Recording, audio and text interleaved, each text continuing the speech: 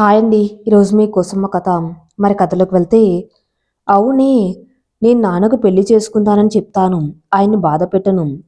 నా ప్రేమను నా మనసులోనే సమాధి చేసుకుంటాను. నేను జోసెఫ్ కోసం అసలు పెళ్లి చేసుకోకూడదనుకున్నాను. కానీ నాన్న నీ వయసులో బాధ పెట్టడం కరెక్ట్ కాదు. అందుకే నేను ఒక నిర్ణయానికి వచ్చాను అని అంది జోష్న ఫ్రెండ్ మాధురితో. ఏంటి అది? నీ నిర్ణయం అందరికి నచ్చేలా ఉండాలి.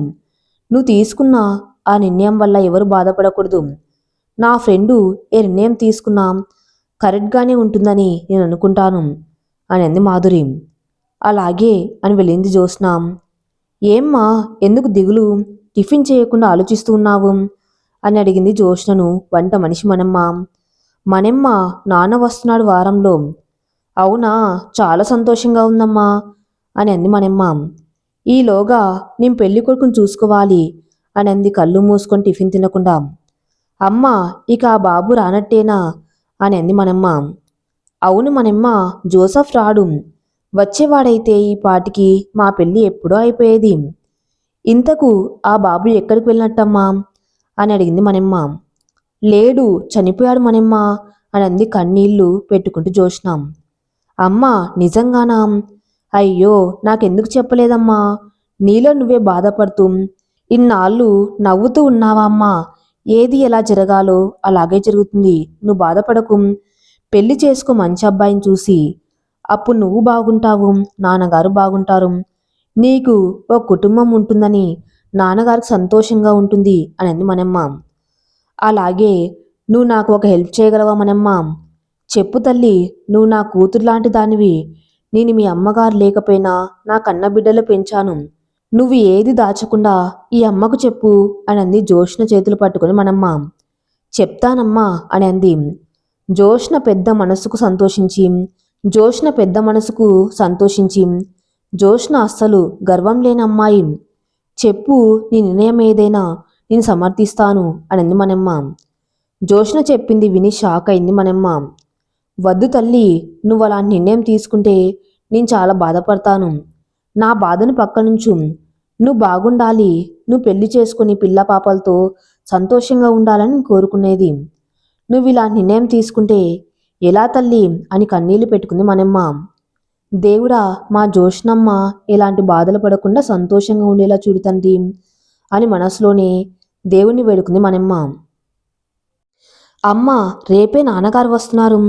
నువ్వు తీసుకున్న నిర్ణయం, ఒక అబ్బాయిని నేను ఒప్పంద వివాహం చేసుకుంటాను, అది కూడా నాన్న ఇక్కడ ఉన్నంత వరకే, తర్వాత అతను వెళ్ళిపోతాడు అనే కదమ్మా నువ్వు చెప్పింది. అవును మనమ్మ, అబ్బాయిని చూడాలి ఈరోజు అని అంది జోష్న. ఏమోనమ్మా, ఎవరు మంచివాళ్ళో ఎలా తెలుస్తుంది అని అంది మనమ్మ. చూద్దాం అని అంది జోష్న. ఉదయం మార్కెట్కి వెళ్ళిన మనమ్మకు ఆటో దొరకలేదు. బ్యాగ్ మోసుకుంటూ నడుచుకుంటూ వస్తుంది. అయ్యో ఆంటీ, ఇలా ఇవ్వండి అని బైక్ ఆపాడు మోహన్. దేవుళ్ళా వచ్చాడు అని అనుకుంది మనమ్మ. బైక్పై కూర్చోబెట్టుకుని ఇంటి వరకు తీసుకుని వచ్చాడు మోహన్. రండి బాబు ఇంట్లోకని అనింది మనమ్మ. వద్దా ఆంటీ, నేను వెళ్ళాలి అని వెళ్ళబోతూ ఉంటే జోష్న చూసింది మోహన్ని. బయటికి వచ్చి ఎవరు మీరు అని అడిగింది. తన వివరాలన్నీ చెప్పి తనకు జాబ్ లేదని తెలుసుకుంది జోష్న మోహన్కు తన పరిస్థితి చెప్పింది. భర్తగా కొన్నాళ్ళు నటించాలని, అందుకు తనకు డబ్బు ఇస్తాను అని అంది. మోహన్ తన చెల్లెలి పెళ్లికి అప్పు చేయవలసిన అవసరం లేదని సరే అని ఒప్పందం కుదుర్చుకుంటాడు. రేపు నువ్వు రావాలని కోరుతుంది మోహన్ను జోష్న. అలాగే అంటాడు మోహన్. మరుసటి రోజు ఉదయం మోహన్ను తీసుకొని ఎయిర్పోర్ట్కి వెళ్తుంది జోష్న. తండ్రికి చెప్తుంది, అనుకోని పరిస్థితుల్లో మోహన్ను పెళ్లి చేసుకోవాల్సి వచ్చింది. క్షమించండి నాన్న అని అంది జోష్న. నువ్వు పెళ్లి చేసుకున్నావు, అది చాలమ్మా. నా కల్లుడు గారు నువ్వు సంతోషంగా ఉంటే చాలు అని అన్నాడు నవ్వుతూ జోష్న నాన్నగారు కృష్ణమూర్తి. అలా జోష్నకు భర్తగా ఇంట్లోకి అడుగు పెట్టాడు మోహన్. కృష్ణమూర్తి అల్లుణ్ణి సొంత కొడుకులా చూసుకుంటాడు. మంచి అబ్బాయి కూతురికి భర్తగా వచ్చాడని సంతోషించాడు. కానీ అది శాశ్వత పెళ్లి కాదని తెలియదు కృష్ణమూర్తికి. అందుకే ఆస్తి మొత్తం అల్లుడికి రాయాలని అనుకుంటాడు కృష్ణమూర్తి. అందుకు వద్దంటుంది జోష్న. ఎందుకంటే మోహన్ గుణగణాలు తెలియవు. అది కాక అతను నిజమైన భర్త కాడు. అందుకే ఇప్పుడు ఆ ఆస్తి ఎందుకని అంటుంది జోష్న. కాని కృష్ణమూర్తి వినలేదు. ఆస్తి అల్లుడి పేరున రాస్తాడు. డాక్యుమెంట్స్ అన్నీ కూతురు అల్లుడికి ఇస్తారు కృష్ణమూర్తి. మోహన్ వాటిని అందుకుంటాడు. అమ్మో, మోహన్ ముఖం వెలిగిపోతుంది. ఇప్పుడు ఈ డాక్యుమెంట్స్ తీసుకుని వెళ్తే నా బతుకు ఏమవుతుంది అని అనుకుంది మనసులో జోష్న. అమ్మ, నాన్నగారు తొందరపడ్డారు. ఇప్పుడే ఎందుకు ఆస్తి అల్లుడు గారి పేరు రాశారు? అవును మనమ్మ, నాన్న చాలా తొందరపడ్డారు. అసలు మోహన్ ఎలాంటి వాడు తెలియదు. ఏమోనమ్మా, ఆ బాబు అయితే మంచివాళ్ళలాగానే ఉన్నాడు. చూద్దాం అతని మనసు ఎలా మారుతుందో అని అనుకుంటూ ఉండగానే మోహన్ వచ్చి జోష్న మాట్లాడాలి అని అంటాడు. మోహన్ ఇంట్లోకి వచ్చేసరికి మనెమ్మ రండి బాబుగారు అని అంది. జోష్న గారు మీతో మాట్లాడాలి అని అన్నాడు చాలా వినయంగా. చెప్పండి అని అంది జోష్న. నేను ఈ డాక్యుమెంట్స్ మీకు ఇద్దామని వచ్చాను. నేనింత బరువు బాధ్యతలను మొయ్యలేను అని అన్నాడు ఆ డాక్యుమెంట్స్ జోష్న చేతికి అందిస్తూ. మోహన్ డబ్బు మనిషి కాదని తెలిసింది జోష్నకు. డాక్యుమెంట్స్ తీసుకొని మనెమ్మకు భద్రపరచమని అందించింది జోష్న. అదేంటి, ఈవిడకంత విలువైన డాక్యుమెంట్స్ ఇచ్చి భద్రపరచు అని అంది జోష్న అని అనుకున్నాడు మనసులో మోహన్. అంటే ఆవిడ వీళ్లతో అంత నమ్మకం సంపాదించుకుంది. నేను కూడా అలాగే ఉండాలి. నేను ఈ ఇంట్లో ఒక పని మనిషినే. ఎందుకంటే డబ్బు కోసమే కదా భర్త పోస్ట్ అంగీకరించాను. నేను ఈ ఇంట్లో నా కర్తవ్యం నేను నెరవేర్చి జోష్న గారు వెళ్ళిపోమనే వరకు ఉండే వ్యక్తినే కదా అని అనుకున్నాడు మనసులో మోహన్. మోహన్ చాలా నిజాయితీగా ఉండే వ్యక్తి. అతనికి చెల్లెలు తల్లి మాత్రమే ఉన్నారు. చెల్లెలి పెళ్లి చేశాడు. ఇప్పుడు ఒంటరిగా ఉంటుంది తల్లి. అటు తల్లిని చూసుకుంటూ ఇటు తాను పోషిస్తున్న పాత్రకు న్యాయం చేస్తూ ఉన్నాడు. ఏనాడు తన హద్దు దాటలేదు మోహన్. మోహన్ అలాంటి వ్యక్తిని నేను ఇంతవరకు చూడలేదు అనుకుంది మనసులో జోష్న. అమ్మా, నేను ఒక మాట చెప్తాను వింటావా అని అంది మనెమ్మ జోష్న కాఫీ అందిస్తూ. నువ్వు నన్ను తల్లిగా భావిస్తున్నా అని అన్నావు. ఇప్పుడు ఒక తల్లిలా చెప్తున్నాం. నువ్వు ఈ బాబుగారి నిజమైన భర్తగా ఎందుకు చేసుకోకూడదు? ఇంత మంచి మనసి ఇంకెక్కడ ఉండడేమో అని నేను అనుకుంటున్నాను. ఆలోచించు తల్లి అని అంది మనెమ్మ. ఏం మాట్లాడకుండా మౌనంగా ఉండిపోయింది జోష్న. బేబీ, ఏం చేస్తున్నావు అని గార్డెన్లో ఒంటరిగా కూర్చొని ఉన్న కూతుర్ని అడిగాడు కృష్ణమూర్తి. నాన్న, అది నేను మీతో ఒక మాట చెప్తాను. మీరిక అమెరికా ఎందుకు వెళ్ళటం? ఇక్కడే ఉండవచ్చు కదా అని నేను ఆలోచిస్తున్నాను అని అంది జోష్న. అవును బేబీ, నేను అలానే అనుకున్నాను. కానీ ఈసారి వెళ్ళి అన్ని ప్రాపర్టీస్ అమ్మేసి రావాలని అనుకున్నాను. ఎలాగూ ఇక అక్కడేం నేను ఉండలేను కదా. ఎన్నాళ్ళకైనా ఇక్కడికి వచ్చేవాణ్ణి. నీ మాట ప్రకారం నేను ఇక్కడే ఉంటాను. వారంలో వెళ్ళి ఒక నెలలో వచ్చేస్తాను. సరేనా అని అన్నాడు కృష్ణమూర్తి. అలాగే నాన్న అని అంది నవ్వుతూ జోష్న. అన్నట్టు అల్లుడు గారు ఆఫీస్ వ్యవహారాలు బాగానే చూసుకున్నాడు కదమ్మా అన్న నవ్వుతూ కృష్ణమూర్తి. ఆ, అవును నాన్న, ఆయన ఇప్పుడు ఆఫీస్లో సిన్సియర్ ఆఫీసర్గా ఉన్నాడు అని అంది నవ్వుతూ జోష్న. ఆఫీస్లోనే కాదమ్మా, అతని ప్రవర్తన కూడా సిన్సియర్గానే ఉంది. అల్లుడు చాలా మంచి వ్యక్తి. నా కూతురు మంచి వ్యక్తిత్వం ఉన్న అబ్బాయిని ప్రేమించింది అని నేను ఎప్పుడు అనుకుంటాను. ఇద్దరు కలకాలం కలిసిమెలిసి ఉండాలని నేను కోరుకునేది అని అన్నాను నవ్వుతూ కృష్ణమూర్తి. జోష్న బయటకు వెళ్తుంటే కార్ ట్రబుల్ ఇచ్చింది. అక్కడెవరూ లేరు, అడవి ప్రాంతం. ఇది ఇప్పుడే ఆగిపోవాలా అని మోహన్కు ఫోన్ చేసింది. కానీ మోహన్ ఫోన్ స్విచ్ ఆఫ్ వచ్చింది. ఒక్క వెహికల్ కూడా రాలేదు. ఏం చేయాలి అని కారు కానుకొని నిలబడి ఉంది. అప్పుడే ఒక కారు వస్తుంది. ఆపండి అని అడుగుతుంది జోష్న చెయ్యి చాచి. ఆ కారు కొద్ది దూరం వెళ్ళి ఆగింది. జోష్న తొందరగా ఆ కారు దగ్గరికి వెళ్ళింది. అందులో మాస్క్తో ఒక వ్యక్తి, పక్కనే అమ్మాయి ఉంది. ఏమండి, కొంచెం లిఫ్ట్ ఇస్తారా? కారు ఆగిపోయింది అని అంది జోష్న. జోష్నను చూడగానే అతను తడబడి, సారీ మేడం, మేం వేరే రూట్లో వెళ్ళాలి, మీరు వేరే దారి వెళ్ళాలి అని కారు ఆపకుండా వెళ్ళిపోయాడు అతను. అయ్యో, ఇప్పుడు ఎలా? ఈ అడవిలో ఒంటరిగా ఉండాలంటే భయం. ఏం చేయాలి అని మళ్ళీ మోహన్కు ఫోన్ చేసింది. మళ్ళీ మోహన్ ఫోన్ స్విచ్ ఆఫ్ వచ్చింది. అసలు ఈ మోహన్ సెల్ ఛార్జింగ్ పెట్టుకోలేదా, లేక కావాలని స్విచ్ ఆఫ్ చేశాడా అని అనుకుని మనెమ్మకు ఫోన్ చేసింది జోష్న. బాబుగారు వెళ్ళి చాలాసేపు అయిందమ్మా. అవునా, సరే మనెమ్మ అంది జోష్న. ఏమ్మా, ఏమైంది, కంగారు పడుతున్నట్లున్నావు అని అడిగింది మనెమ్మ. కారు ఆగిపోయింది మనమ్మ, ఇక్కడ ఎవరు లేరు. అందుకే మోహన్కు ఫోన్ చేసా, ఆయనది స్విచ్ ఆఫ్ అని వచ్చింది. అయ్యో, ఇప్పుడు ఎలా తల్లి? ఉండు, నేను వస్తాను ఆటో తీసుకొని అని అంది మనమ్మ. మనమ్మ వద్దులే, నేనే వస్తాను అని అంది జోష్న. లేదమ్మా, నేను వస్తాను ఉండు అంటూ ఫోన్ పెట్టేసింది మనమ్మ. మనమ్మ పోయిన జన్మలో నాకు కన్న తల్లే ఉంటుంది అని అనుకుంది జోష్న. అరగంటలో ఆటో తీసుకుని వచ్చింది మనమ్మ. తల్లి ఏంటిది, నేను ఇలా చూస్తుంటే నా కడుపు తరుక్కపోతుంది. ఇలా ఒంటరిగా ఉండవచ్చా రోడ్డు మీద, అసలేం కాలాలు బాగలేవు అని అంది కన్నీళ్లు పెట్టుకుంటూ మనమ్మ. మనమ్మ అలా అనేసరికి జోష్నకు బాధగా అనిపించి అమ్మ అని అంది మనమ్మను హగ్ చేసుకుంటూ జోష్న. పద తల్లి అని అంది. వచ్చే దారిలో మెకానిక్ చెప్పి కారు బాగు చేసి ఇంటికి తీసుకురమ్మని చెప్పింది జోష్న.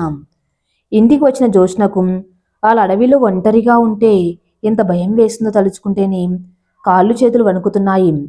ఈ మోహన్ ఇంకా రాలేదు అని ఆఫీస్కి ఫోన్ చేసింది జోష్న. అక్కడ కూడా లేడు. సార్ ఇంకా ఆఫీస్కు రాలేదని చెప్పారు. ఎక్కడికి వెళ్ళాడు? ఒకవేళ ఇంట్లోంచి వెళ్ళాడా? అలా ఎలా వెళ్తాడు చెప్పకుండా? ఇంతకు మోహన్కి ఏమైంది అని కంగారు పడుతుంది జోష్న. కళ్ళు మూసుకుని ఆలోచిస్తూ ఉన్న కూతురు దగ్గరకు వచ్చి, ఏ బేబీ అలా ఉన్నావు, ఏం జరిగింది అని అడిగాడు కృష్ణమూర్తి. ఏం లేదు నాన్న, మీరెందుకు వెళ్ళటం? అక్కడ మేనేజర్కు ఫోన్ చేసి చెప్పండి, అంతా ఆయనే చూసుకుంటాడు. మీరు వెళ్ళకండి నానా అని అంది తండ్రి చేయి పట్టుకుని. ఏమైందమ్మా, ఎందుకలా బాధపడుతున్నావు? ఎంతో ధైర్యంగా ఉండే జోష్న ఇలా కన్నీళ్లు పెట్టడం ఏం బాగులేదు అని అన్నాడు కూతురి పక్కనే కూర్చుని కృష్ణమూర్తి. అది కాదు నాన్న, మోహన్ ఎక్కడికి వెళ్ళాడో అర్థం కావటం లేదు. నీకెలా చెప్పాలో అని అనుకున్నాను అని అనుకుంది మనసులో జోష్న. రాత్రి భోజనానికి కూర్చున్నారు కృష్ణమూర్తి, జోష్న. జోష్నకు అన్నం సహించడం లేదు, ప్లేట్లో చేయి కడిగేసింది. అమ్మ ఏంటిది, అన్నం తినకుండా ఇలా చేయి కడిగేశావు? ఖాళీ కడుపుతో పడుకోకూడదు, 2 ముద్దలు తిని పడుకో అని అంది మనమ్మ. నాకొద్దు, తీసిపెట్టు అని అంది పైకి లేస్తూ జోష్న. లేదు, నేను వినను, నువ్వు తినవలసింది అని జోష్నకు ముద్దలు కలిపి తినిపించింది మనమ్మ. రాత్రి 10 గంటలకు వచ్చాడు మోహన్. ఏంటి మోహన్, మీరు ఫోన్ చేస్తే లిఫ్ట్ చేయలేదు, ఫోన్ స్విచ్ ఆఫ్ అని వస్తుంది అని అంది మోహన్ను చూస్తూ. అదేం లేదు మేడం, నా ఫోన్ ఎక్కడో పడిపోయింది. ఇక నేను ఈరోజు ఆఫీస్కి వెళ్ళలేదు, మా ఇంటికి వెళ్ళాను. అమ్మను హాస్పిటల్లో చేర్పించి వచ్చాను. అసలే ఫోన్ లేదు, మళ్ళీ మీరు కంగారు పడతారని వచ్చేశాను అని ఉన్నది ఉన్నట్లు చెప్పాడు మోహన్. అవునా, ఇప్పుడు మీ అమ్మగారికి ఎలా ఉంది అని అడిగింది జోష్న. ఇప్పుడు ఇంకా హాస్పిటల్లోనే ఉంది, నేను చెప్పి వెళ్ళాలని వచ్చాను మేడం అని అన్నాడు మోహన్. జోష్నను మేడం అని పిలుస్తాడు, కృష్ణమూర్తి ఉన్నప్పుడు మాత్రమే జోష్న అంటాడు. అయ్యో, నేను మోహన్ అపార్థం చేసుకున్నాను, చాలా నిజాయితీగా చెప్పాడు. ఇప్పుడు అతనికి ఫోన్ లేకుంటే ఎలా అని అనుకుని కొత్త ఫోన్ తీసుకోమని చెప్పాలి అని అనుకుంది మనసులో జోష్న. బాబుగారు భోజనం చేసి వెళ్ళండి అని అంది మనమ్మ. అలాగే మనమ్మ, నాకు చాలా ఆకలిగా ఉంది, ఉదయం నుంచి ఏమీ తినలేదు అని అన్నాడు మోహన్. అయ్యో, రండి బాబుగారు వడ్డిస్తాను అని అంది మనమ్మ. డైనింగ్ టేబుల్ దగ్గరికి వెళ్ళాడు మోహన్. మీరు భోంచేశారా మేడం అని అడిగాడు జోష్నను. ఆ తిన్నాను, మీరు తినండి అని అంది నవ్వుతూ జోష్న. లేదు బాబుగారు, అమ్మాయి గారు అసలు తినలేదు, నేనే కొంచెం తినిపించాను, మీరు ఇంకా రాలేదని అని అంది మనమ్మ. అయ్యో మనమ్మ, అలా ఎందుకు చెప్తావు అని అంది మెల్లగా జోష్న. ఏంటి మీరు తినలేదా, రండి భోంచేద్దాం అని అన్నాడు మోహన్. వద్దన్నా వినలేదు మోహన్. సగం కడుపు నింపుకోరాదని మా అమ్మ చెప్తుంది, ఆత్మరావు బాధపడతాడట అని అన్నాడు నవ్వుతూ మోహన్. మోహన్ అలా అనేసరికి నవ్వింది జోష్న. ఇద్దరిని చూసి చాలా సంతోషపడింది మనమ్మ. భోజనం పూర్తి చేసి హాస్పిటల్కి బయలుదేరుతూ ఉంటే, ఆగండి మోహన్ గారు, ఈ డబ్బు ఉంచండి అని అంది జోష్న. ఎందుకండి ఇది, నా దగ్గర ఉంది, పర్వాలేదండి అని అన్నాడు మోహన్. ఇది తీసుకొని మీరు కొత్త ఫోన్ తీసుకోండి, మీ ఫోన్ పోయిందని చెప్పారు కదా, అందుకే ఇస్తున్నా, తీసుకోండి అంటూ ముందుకు వచ్చింది జోష్న. సరే, మీరు నాకు ఇవ్వవలసిన అమౌంట్లో కట్ చేసుకోండి, అలా అయితేనే నేను ఈ డబ్బు తీసుకుంటాను అని అన్నాడు మోహన్. అలాగా, సరే అయితే ఆ అమౌంట్లో కట్ చేస్తాను, తీసుకొని ఫోన్ తీసుకోండి అని అంది నవ్వుతూ జోష్న. సరే అని ఆ డబ్బు తీసుకుని వెళ్ళాడు మోహన్. చూడమ్మా, ఆ బాబుగారు ఎంత మంచివాడు, నీకు సరైన జోడి. నా మాట విని ఈ ఒప్పందం పెళ్లి రద్దు చేసి ఆ బాబుగారిని నిజమైన పెళ్లి చేసుకుంటే చాలా బాగుంటుందమ్మా అని అంది మనెమ్మ. నిజమే మనెమ్మ, నువ్వు నా బాగు కోసం చెప్తున్నావు కానీ నేను ఎంతో ఇష్టంగా జోసెఫ్ను ప్రేమించాను. జోసెఫ్ కూడా నన్ను ప్రాణం కన్నా ఎక్కువ ప్రేమించాడు. అతను ఇప్పుడు లేడని ఇతను నేను భర్తగా అంగీకరించలేను. నా మనసు ఒప్పుకోదు అనింది జోష్న. పోయిన వాళ్ళ కోసం మనం పోతామా? నువ్వు సంతోషంగా ఉంటేనే ఆ బాబుగారి ఆత్మ కూడా సంతోషంగా ఉంటుంది అని అంది మనెమ్మ. ఇలా అంటే అయిన జోష్న పెళ్లికి ఒప్పుకుంటుందని తన ఉద్దేశం. రాబర్ట్ ఏంటి ఇంత సంతోషంగా ఉన్నావు అని అంది రీటా. అది అంతే రీటా, ఒక్కోసారి నాలో ఉత్సాహం ఉరకలేస్తుంది. అప్పుడు నేను ఇలా అని కూర్చున్న చోటే డ్యాన్స్ చేస్తాను అని అన్నారు రాబర్టు. అది సరే మరి మా డాడీతో మాట్లాడతాను అని అన్నావు. ఈరోజు వెళ్దాం పదా మా ఇంటికి అంది రీటా. ఈరోజు వద్దు, నాకు చాలా వర్క్ ఉంది, ఇంకెప్పుడైనా కలుస్తాను. నువ్వు ఇక్కడే దిగిపోతావా లేక ఇంటి దగ్గర డ్రాప్ చేయమంటావా? ఇంటి దగ్గరికి వెళ్దాం పదా, డాడీని పరిచయం చేశాక. నువ్వు మళ్ళీ మా ఇంటికే రాలేదు. ఈరోజు డాడీ కూడా ఇంట్లోనే ఉన్నాడు, వెళ్దామని అంది రీటా. అలాగే పదా అని కారు రీటా ఇంటి వైపుకి మళ్లించాడు రాబర్టు. రాబర్ట్, నువ్వు ఇంత అందంగా ఎలా పుట్టావు? నీ అందం నీ స్టైల్ చూస్తే ఆడపిల్లలు పడిపోతారేమో అని అంది నవ్వుతూ రీటా. ఆల్రెడీ ఒకరు పడిపోయారు, నువ్వు రెండో దానివి అని అనుకున్నాడు మనసులో రాబర్టు. ఏంటి ఆ నవ్వు అంది రీటా రాబర్ట్ భుజం మీద తలవాల్చి. నువ్వు నన్ను తెగ పొగడేస్తున్నావు, అందుకే మనసు ఉప్పొంగి నవ్వు తన్నుకొస్తుంది అంటూ కారు స్పీడ్గా డ్రైవ్ చేస్తూ వెళ్తున్నారు రాబర్టు. సరే, నేనేమీ నిన్ను పొగల్లేదు, ఉన్న మాట చెప్పాను. నువ్వు ఉన్న మాటో అన్న మాట చెప్పావు గాని ఆ సంగతి పక్కన పెట్టు. ఇంతకు నువ్వు మీ డాడీకి ఒక్కదానివే కదా వారసురాలివి. అలాంటప్పుడు మీ డాడీ నాకన్నా అందం ఆస్తి ఉన్న అబ్బాయిని చూస్తే అని అన్నాను నవ్వుతూ రాబట్టు. చూడడు, నా ఇష్టాన్ని మా డాడీ కాదండు, అందుకే నీతో పెళ్ళికి కూడా ఒప్పుకుంటాడు. నువ్వు టెన్షన్ పడకు సరేనా? ఆ అలాగే రీటా, నువ్వు నన్ను పరిచయం చేశాక పెళ్లికి ఒప్పుకోక ఏం చేస్తాడు? తప్పకుండా ఒప్పుకుంటాడు. నాకు తెలుసు, కానీ ఊరికే నీతో అలా అన్నాను అని మనసులో ఆలోచిస్తున్నారు రాబట్టు. అలాగే, నేను ఏ టెన్షన్ పడను, కానీ ఇల్లు వచ్చేసింది, దిగు రీటా. నేను వెళ్తాను, మరోసారి వచ్చినప్పుడు అంకుల్తో మాట్లాడతాను. ఇప్పటికే చాలా టైం అయింది అన్నాడు కారు వెనక్కి తిప్పుతూ. సరే, నీ ఇష్టం, కానీ రాబర్ట్ మన పెళ్ళి ఇక ఆలస్యం చేయకు, ఈ నెలలోనే జరిగిపోవాలి అని అంది రాబర్ట్ను హక్ చేసుకుంటూ రీటా. సరే, నువ్వెప్పుడంటే అప్పుడు, నేను పెళ్లికి రెడీ అని అంటూ గాగులు సరిచేసుకుంటూ కారు ఎక్కి వెళ్ళాడు రాబర్టు. అబ్బా, ఏమందం రాబర్ట్ది, అంతకన్నా నన్ను ఎక్కువగా ఇష్టపడే మంచితనం, నేను చాలా అదృష్టవంతురాల్ని అని మురిసిపోయింది రీటా. కారు మధ్యలో ఆపి మాస్క్ కట్టుకుని వెళ్ళాడు. కొద్ది దూరంలో జోష్న నిలబడి ఉంది. కారు నిదానంగా జోష్న నిలబడిన చోటుకు పోనిచ్చారు రాబర్టు. కళ్ళద్దాలు తీసి పక్కన పెట్టుకుని జోష్నకు కొద్ది దూరంలో కారు ఆపి ఏదో కొనబోతున్నట్టు నిలబడి జోష్నను చూస్తూ దగ్గరకు వచ్చి అడిగాడు. మీరా నన్ను లిఫ్ట్ అడిగారు? సారీ అండి, నేను మీకు లిఫ్ట్ ఇవ్వనందుకు చాలా బాధపడ్డాను అంటూ పరిచయం చేసుకున్నాడు రాబర్ట్ జోష్నను.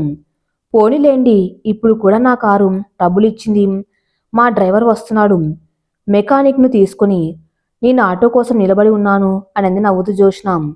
అవును, మీరేమనుకోకపోతే ఈరోజు మిమ్మల్ని డ్రాప్ చేస్తాను అని అన్నాను నవ్వుతూ రాబట్టు. పర్వాలేదు, నేను ఆటోలో వెళ్తాను, మీరు వెళ్ళండి అని అంది ఆటో కోసం చూస్తూ జోష్న. లేదండి, మీరు ఇప్పుడు నా కారులో రావాల్సిందే అని పట్టుబట్టారు రాబట్టు. సరే పదండి అంటూ రాబర్ట్ కారులో ఎక్కించి జోష్న. మీరెప్పుడు ఆ మాస్క్ తీయరా? ఆ రోజు కూడా ఇలానే మాస్క్లో కనిపించారు, కరోనా భయమా అని అంది నవ్వుతూ జోష్న. అబ్బే అదేం లేదండి, నేను ఫేస్ చూపించకూడదు ఎవరికి అని నాకు కాబోయే భార్య ఆర్డర్ వేసిందిలేండి. అదేంటి, అదేం ఆర్డర్ అండి అంది నవ్వుతూ జోష్న. అది అంతేలేండి, ఆడవాళ్ళకు అనుమానం ఎక్కువేమో అన్నాడు. అదేం లేదు, అందరూ అలాగే ఉండర్లేండి అని అంది నవ్వుతూ జోష్న. అప్పుడే జోష్నకు ఫోన్ వచ్చింది. తన ఫోన్ కవర్ పేజ్లో జోసెఫ్ ఫోటో ఉంది. అది రాబర్ట్ చూసి కార్ సడన్ బ్రేక్ వేశాడు. ఏమైంది సడన్గా బ్రేక్ వేశారు అని జోష్న. అది అది నాకు కొంచెం దాహంగా ఉంది, అక్కడ వాటర్ బాటిల్ తీసుకుందాం కారాపాను, ఇప్పుడే వస్తాను అని కారు దిగి అమ్మయ్యా అనుకున్నారు రాబర్టు. కాసేపటి తర్వాత తేరుకొని కారెక్కి స్టార్ట్ చేశారు రాబర్టు. మీ ఫోన్లో కవర్ పేజీ ఫోటో చాలా బాగుంది. ఎవరండి అతను? మీ హస్బెండా? అవును, నా హస్బెండ్ అయ్యేవాడే కానీ కాలేదు. అంటే అర్థం కాలేదు. ఏమైందండి అని అడిగారు రాబర్టు. అతడు చాలా మంచివాడు. అతడి ప్రవర్తన నచ్చి నేనే అతన్ని ప్రేమించాను. కొంత టైం తీసుకొని అతను నన్ను ప్రేమిస్తున్నాను అని చెప్పాడనుకోండి. కాని విదే మా మీద పగపట్టింది. అంటే ఏమైంది చెప్పండి, అసలేం జరిగింది అని చాలా బాధపడుతూ అడిగారు రాబర్టు. నా జోసెఫ్ యాక్సిడెంట్లో చనిపోయాడు. నన్ను వదిలి తను దూరంగా వెళ్ళిపోయాడు అని అంది కళ్ళు తుడుచుకుంటూ జోష్న. అయ్యో సారీ అండి, నేను అతని గురించి అడిగి మిమ్మల్ని బాధ పెట్టానని అన్నాడు. పర్వాలేదు అని అంది జోష్న. అవును జోష్న. జోష్న అని రాబర్ట్ పిలవగానే చాలా ఆశ్చర్యంగా చూసింది రాబర్ట్ని జోష్న. నా పేరు మీకెలా తెలుసు అంది. అది చచ్చాం. ఒరే రాబర్ట్, కొంచెం నోరు అదుపులో పెట్టుకో అని అనుకున్నాడు మనసులో. చెప్పండి, నా పేరు మీకెలా తెలుసు? నేను చెప్పలేదు కదా అని అంది జోష్న. అదే జోష్న గారు, మీరు హ్యాండ్ కర్చీఫ్ మీద ఎంబ్రాయిడరీతో వేశారు కదా, అది చూశాను. అది మీ పేరు అయి ఉంటుందని అనుకొని జోష్న అన్నాను. సారీ అండి, మీ పేరు జోష్న కాదా? అవును నిజమే, నా పేరు జోష్నే. ఇది నా జోసెఫ్ గిఫ్ట్ అని అంది కర్చీఫ్ని చూస్తూ. మీ ఇద్దరి పేర్లు చాలా బాగున్నాయండి, జోష్న జోసెఫ్. పేర్లు కలిశాయి, మేం విడిపోయాం అని అంది జోష్న. నిజమేనండి, అలా కలిసే పేర్లు పెట్టుకోరాదేమో అని అన్నాడు ఎంతో వినయంగా రాబట్టు. ఆ ఇక్కడే ఆపండి, నేను దిగిపోతాను అని అంది జోష్న. ఆ అలాగే వెళ్ళండి అని అన్నాడు నవ్వుతూ రాబట్టు. ఆ కళ్ళు చూస్తే అచ్చు జోసెఫ్ లానే ఉన్నాయి అనుకుంది మనసులో జోష్న. ఒరే జోసెఫ్, నువ్వు ఆడిన డ్రామా చాలా బాగా వర్కౌట్ అయిందిరా. నువ్వు చాలా గ్రేటు. దీన్ని వదిలించుకోవటం కోసం చావు డ్రామా ఆడవలసి వచ్చింది. ఏది ఏమైనా నువ్వు ఈ జోష్న దృష్టిలో చచ్చావు. ఇక తన దారి తనది, నా దారి నాది, నాది రహదారి అని అన్నాడు సినిమా హీరో స్టైల్లో రాబట్టు. ఒరే పండుగ, ముందు నీకు చాలా థ్యాంక్స్ చెప్పుకోవాలిరా. నువ్వు నా జీవితాన్ని మార్చిన ఓ మంచి ఫ్రెండువిరా అని అనుకున్నారు రాబట్టు. అప్పుడే రీటా నుంచి ఫోన్ వచ్చింది. ఇదొక్కటి నిమిషం లేట్ అయినా ఎక్కడున్నావు అని అడుగుతుంది. ఆ చెప్పు డార్లింగ్ అని అన్నారు రాబట్టు. ఆ చెప్పే తెగింది. ఎక్కడున్నావు? నేను బయటికి వెళ్ళాలంటే చెప్పులు లేవు. చెప్పు నెంబర్ చెప్తాను, చెప్పులు తీసుకుని వచ్చేయి, ఎదురు చూస్తూ ఉంటానంటూ టకీమని ఫోన్ పెట్టేసి ఉంది రీటా. అబ్బా, చెప్పుతో కొట్టినట్టు చెప్పింది చెప్పులు తీసుకురమ్మని. నేను చెప్పులు తీసుకుని వెళ్ళకపోతే తెగింది కుడికాలు చెప్పు, ఉన్నది ఎడంకాలి చెప్పా. ఎడంకాలి చెప్పుతో కొట్టినా కొడుతుంది. అప్పుడు నాది కుక్క బతుకు అవుతుంది. అందుకే ఇప్పుడు అర్జెంటుగా చెప్పుల షాప్కి వెళ్ళాలి అని కారు వెనక్కి మళ్లించారు రాబట్టు. చెప్పులు ఉన్నాయా అని అడిగారు రాబట్టు. లేవు, ఇది చేపల మార్కెటు. చెప్పండి, మీకు ఎన్ని కేజీలు కావాలి చేపలు? ఏంటి ఆ మాటలు? నేనెవరో తెలుసా? అబ్బే తెలీదు సార్, ఇప్పుడే చూస్తున్నాం. అయినా ఈ చేపల మార్కెట్కు ఎంతోమంది వస్తుంటారు పోతుంటారు, ఎవరిని గుర్తుపెట్టుకుంటాం చెప్పండి అని అన్నాడు షాపతను. ఇదిగో, నువ్విలా మాట్లాడితే నేను వెళ్ళిపోతాను. వచ్చిన గిరాకీ పోతుంది. అసలే నేను చాలా క్లాసీ చెప్పులు కొనాలి అన్నాడు రాబర్ట్ కాళ్ళ ఎగరేస్తూ. ఆ మీరిప్పుడు కరెక్ట్గా చెప్పారు సార్, చెప్పుల షాప్ అని. ఏం అప్పుడు కూడా చెప్పుల షాపే అనిక అన్నాను కదా?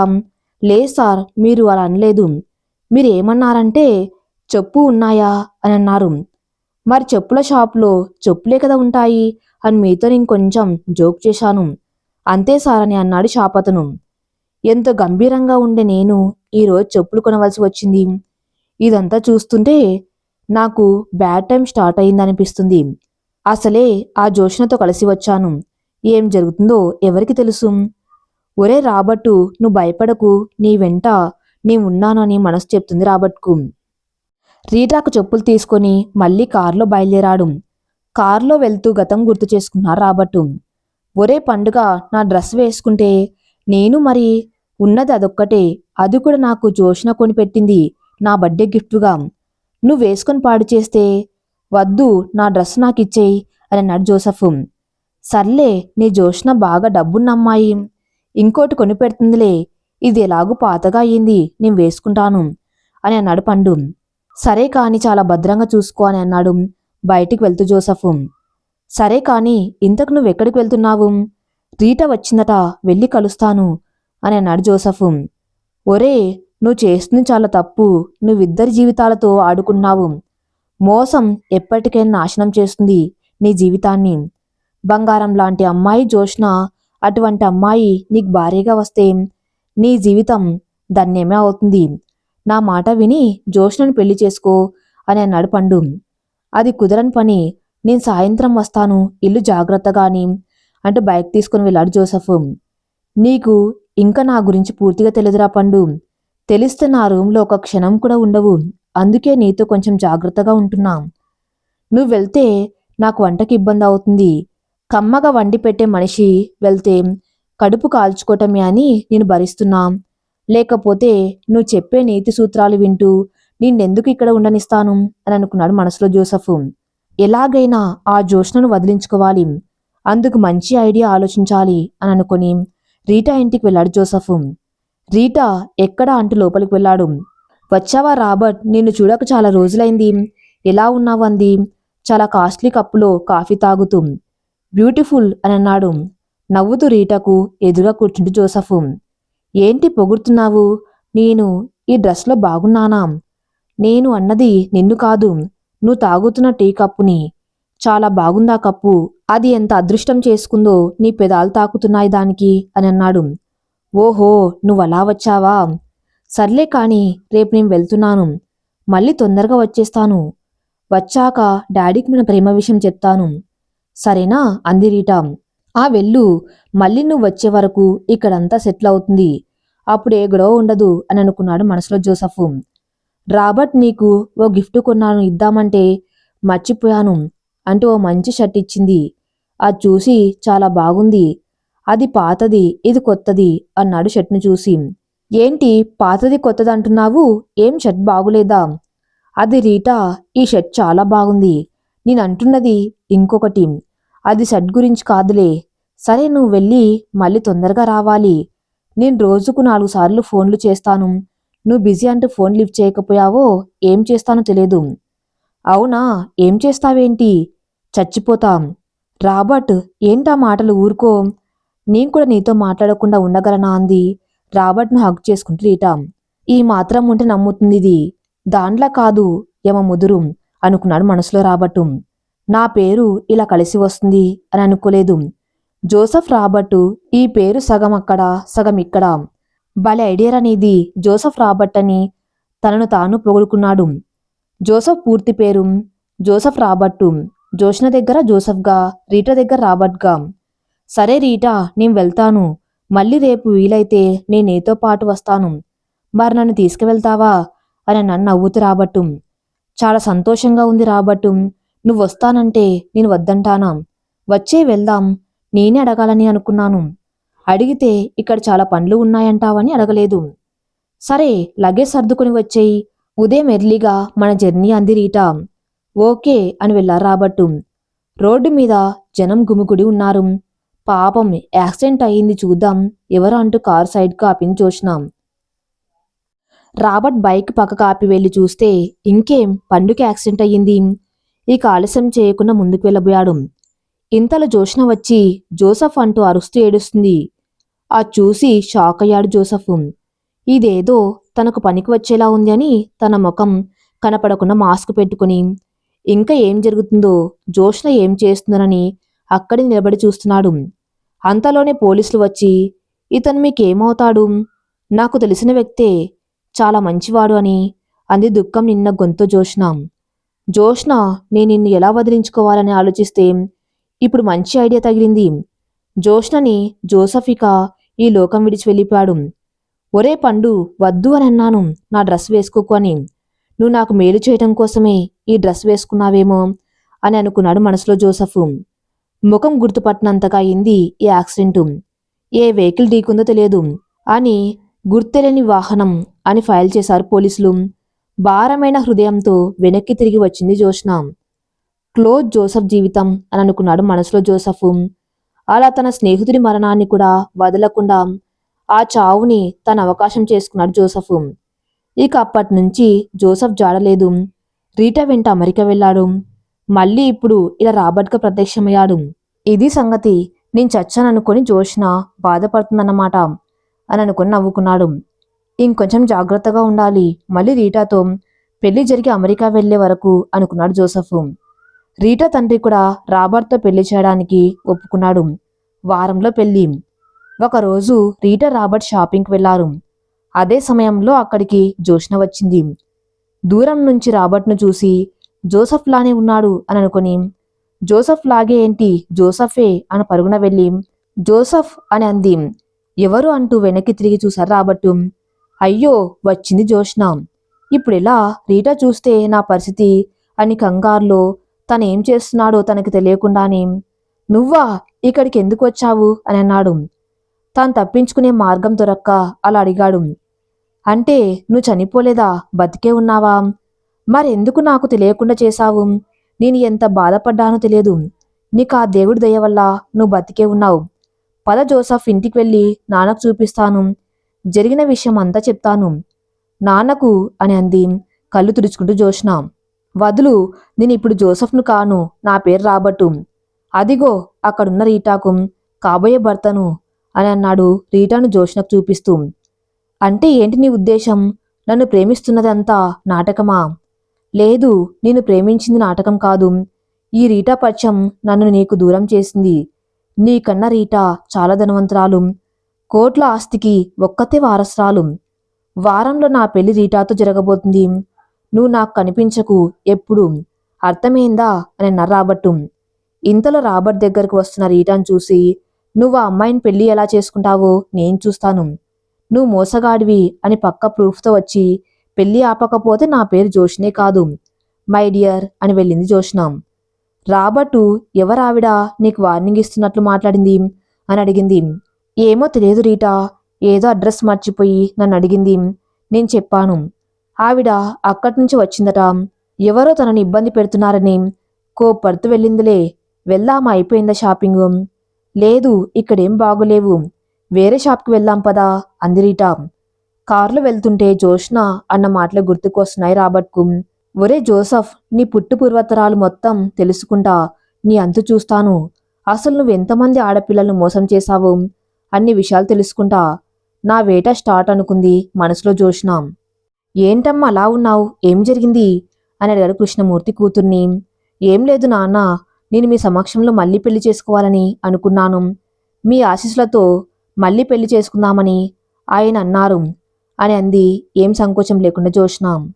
ఈ మాట విన్న మోహన్ కంగారు పడ్డాడు. కళ్ళతోనే తర్వాత చెప్తాను అని అన్నట్టు చూసింది జోష్న.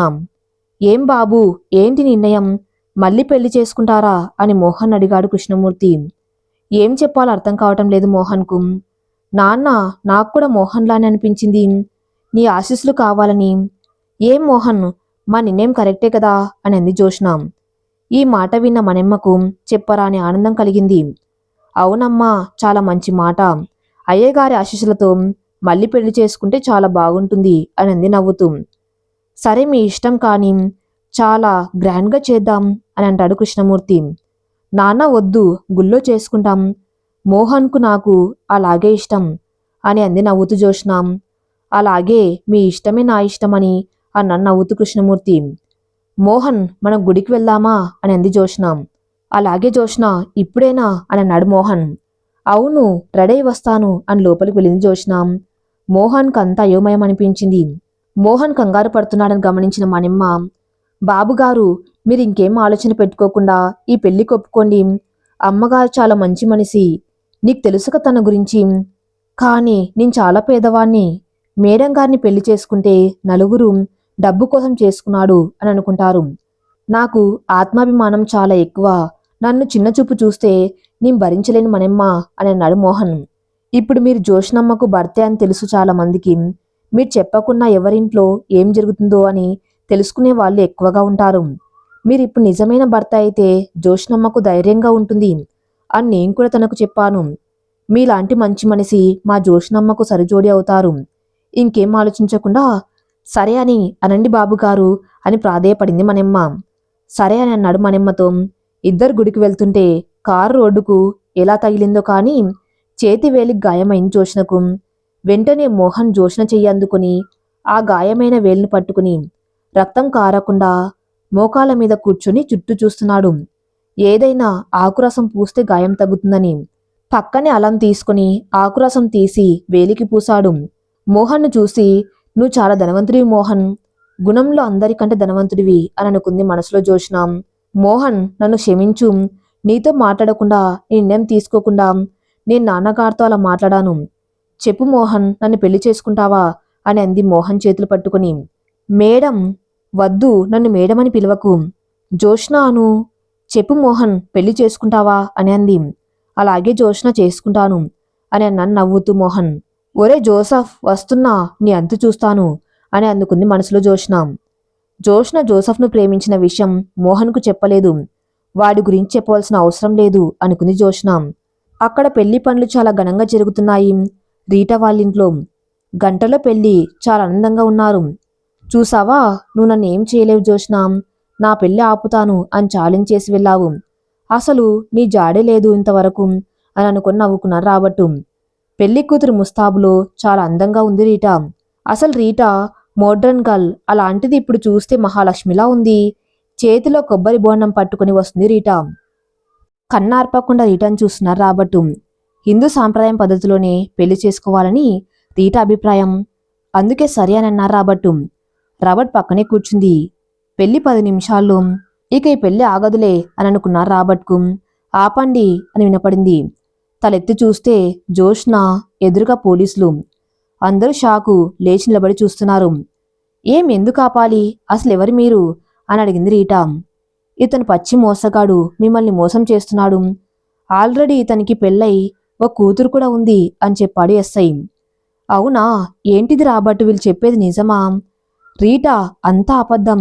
ఈ జోష్నను పెళ్లి చేసుకోలేదని నా మీద కక్ష కట్టి ఈ పెళ్లి ఆపాలని చూస్తుంది. నువ్వు నమ్మకు అని అన్నాడు. అసలు విషయం తెలియకుండా రాబట్టు. నన్ను పెళ్లి చేసుకోకున్నా నాకు వచ్చే నష్టమేమీ లేదు. ఈ అమాయకురాల్ని మోసం చేస్తావా? నీకెంత ధైర్యం? భార్య బిడ్డ ఉండగానే పెళ్లి చేసుకోవటం ఎంత తప్పు అని అంది కోపంగా జోష్న. ముందుకు వచ్చి పాపతో నిలబడిన రూపం చూసి షాక్ అయ్యారు రాబట్టు. నీకు బుద్ధుందా? ఏమైంది నీకు డబ్బు పిచ్చితో? ఎందరిని మోసం చేస్తావు? నువ్వు చచ్చావని ఏడ్చాను. నీ పసి పాపతో ఎంత ఇబ్బంది పడుతున్నానో తెలియదు. ఉద్యోగం వెతుక్కుంటూ ఈవిడ ఆఫీస్కి వెళ్తే తెలిసింది నువ్వు బతికే ఉన్నావని, ఇంకో పెళ్లి చేసుకున్నావని. రాబర్ట్ కార్ పట్టుకుని నిలదీసింది రూప. ఏంటి ఈ డ్రామా? నన్నే మోసం చేస్తావా? ఎంత ధైర్యం నీకు? ఎస్ఐ గారి తన్ని అరెస్ట్ చేయండి అని అంది కోపంగా రీటా. అమ్మ, ఆయన్ని క్షమించండి, వదిలేయండి ప్లీజ్, పాపముఖం చూసి ఈసారి బుద్ధి తెచ్చుకుంటాడు అని ప్రాధేయపడింది రూపా రీటను. లేదు, శిక్ష పడవలసిందే, అప్పుడే బుద్ధొస్తుంది, తీసుకెళ్ళండి అని అంది రీటా పోలీసులతో. రాబర్ట్ను అరెస్ట్ చేసి స్టేషన్కి తీసుకువెళ్లారు పోలీసులు. జోష్న గారు, నా భర్తను విడిపించండి తొందరగా అని అంది రూప. కొన్నాళ్లకు బయటకు వచ్చారు రాబట్టు. అప్పుడు బుద్ధొచ్చింది అతనికి. చిన్న జాబ్ చూసుకొని భార్య బిడ్డలతో కలిసి ఉన్నాడు. రీటా తండ్రిని తీసుకొని అమెరికా వెళ్ళింది. జోష్న మోహన్ను ఒప్పందం పెళ్లి రద్దు చేసుకొని నిజమైన పెళ్లి చేసుకుంది తండ్రి సమక్షంలో. ఇద్దరిది మంచి జోడి అని అంది నవ్వుతూ మనెమ్మ. ఈ కథ ఇంతటితో సమాప్తం. మరిన్ని మంచి స్టోరీస్ కోసం నా ఛానల్ని ఫాలో అవుతూ ఉండండి. Thank you for listening.